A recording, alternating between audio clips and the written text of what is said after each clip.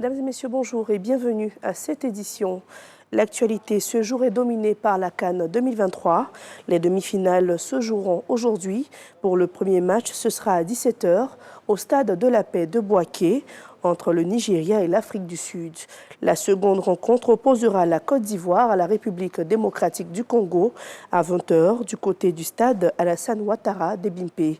Les deux matchs sont à suivre sur les chaînes du groupe RTI 1. Autre actualité, mais toujours dans la ferveur de la CAN, on va s'intéresser cette fois au maillot des supporters. À chaque match des éléphants, les populations sont en orange, blanc et vert. Depuis quelques jours, les maillots commencent à manquer dans les marchés des quartiers populaires et les grandes surfaces. Une rupture de stock due à la forte demande. Israël Déo. Au grand marché d'Adjamé, Kouma tient un magasin de vente de maillots. Autrefois en quantité, les maillots, particulièrement ceux de la Côte d'Ivoire, se font rares à quelques heures des demi-finales de la CAN 2023. Je n'ai pas beaucoup de maillots actuellement, donc j'ai appelé mon fournisseur, il vient de me livrer quelques pièces. Actuellement, il y a un manque de maillots au marché. Ce que j'ai pris là même, j'ai lutté pour avoir. Sinon, ce n'est pas facile. Pour avoir des maillots marché actuellement, si tu n'as pas de réactions, vraiment, ce n'est pas facile.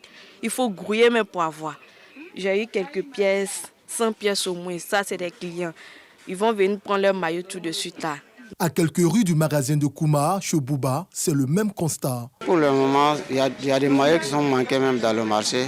Parce que le maillot, là où on prend, actuellement là-bas, ils sont en vacances, donc c'est fermé là-bas. Donc ce qu'on a comme stock, c'est ce qu'on est en train de vendre.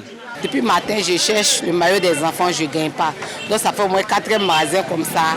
Donc on cherche les maillots des enfants, on ne gagne pas. Les grandes surfaces vivent également la même situation. Il me fallait obligatoirement un maillot.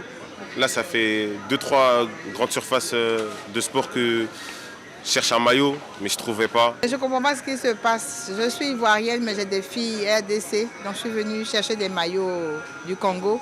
Et il n'y en a pas. On m'a dit que c'est fini depuis. Je ne sais pas quoi faire. Il y a des ruptures, vraiment, on n'en trouve pas.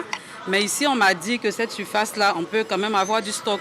Donc je suis venue pour faire des choix, la famille. Pour pallier à cette rupture de stock, des accessoiristes proposent des t-shirts et gadgets à l'effigie de l'équipe nationale. Aujourd'hui, il y a assez de ruptures, donc il est vraiment difficile à tout le monde d'avoir accès à ces maillots-là. Et nous, on a voulu comme ça aider. Nous imprimons les logos, la carte de la Côte d'Ivoire, les éléphants, vraiment tout ce qui est susceptible d'attirer, de soutenir, tout ce qui est susceptible d'accompagner. T-shirt ou maillot, la demande s'amplifie au fil des matchs, surtout avec la qualification des éléphants du Côte d'Ivoire pour la demi-finale. Tous ces commerçants espèrent faire face à la demande en s'approvisionnant le plus vite possible et en espérant une éventuelle finale le 11 février prochain au stade olympique Alassane Ouattara d'Ebimpe. C'est un reportage d'Ismaël Déo et Davis Oyo de la rédaction de RTI 1. On le disait à l'entame de ce journal, les demi-finales de la CAN 2023 s'ouvrent ce mercredi et la Côte d'Ivoire sera face à l'équipe de la République démocratique du Congo. À quelques heures de cette rencontre, les Ivoiriens se prononcent. Ils espèrent une victoire pour les éléphants footballeurs. Khalil Diomandé. Comme à la demi-finale de la Coupe d'Afrique des Nations 2015, la Côte d'Ivoire croisera le fer avec la République démocratique du Congo ce mercredi 7 février. Vu le parcours miraculeux des éléphants à cette CAN 2023, les supporters ivoiriens retiennent leur souffle en toute humilité. Il faut négliger l'équipe de Congo, effectivement, ils ont fait un très bon jeu, c'est une équipe à craindre, mais nous sommes confiants. Et on est derrière les éléphants et on est sûr qu'on va emporter cette match. On peut dire que la Côte d'Ivoire, en toute humilité, va gagner 1-0. Voilà, on reste humble, l'adversaire aussi il est fort. On respecte l'adversaire, mais on va gagner 1-0 quand même. Les statistiques des 5 dernières confrontations entre les deux équipes font état de 2 victoires pour la Côte d'Ivoire, 1 pour la RDC et 2 matchs nuls. Malgré cette balance favorable aux éléphants, certains supporters confient leur destin au bon Dieu. Nous sommes avec Dieu avec nous, nous sommes avec Dieu, nous on met tout dans la main de Dieu. Et je pense qu'avec la foi des Ivoiriens, les prières de nos imams, nos guides spirituels, religieux, chrétiens, musulmans, avec l'ensemble de tous les Ivoiriens, je pense que Dieu fera un miracle. Parce que nous avons battu la République démocratique du Congo 3-1 en demi-finale. Nous allons le faire et nous irons en finale. Inch'Allah. De la même manière, Dieu nous a ressuscité jusqu'à la demi-finale. C'est sûr qu'on va prendre la coupe. La Côte d'Ivoire disputera sa 10e demi-finale de la CAN sans 4 joueurs importants de son effectif. Il s'agit d'Odilon Kosonou, de Serge Aurier, Christian Kwame, sans oublier Oumar Diakité, l'auteur du but de la victoire lors des quarts de finale. Un handicap certes, mais selon les journalistes sportifs, il y a d'autres arguments à faire valoir. On va les remplacer, ça va donner de l'envie. Vous voyez un peu les Nicolas Pépé quand ils sont titularisés, le jeune Simon Adengra quand il entre en match, mais c'est de la fougue, c'est la détermination, c'est la grinta comme on le dit. La Côte d'Ivoire a du potentiel.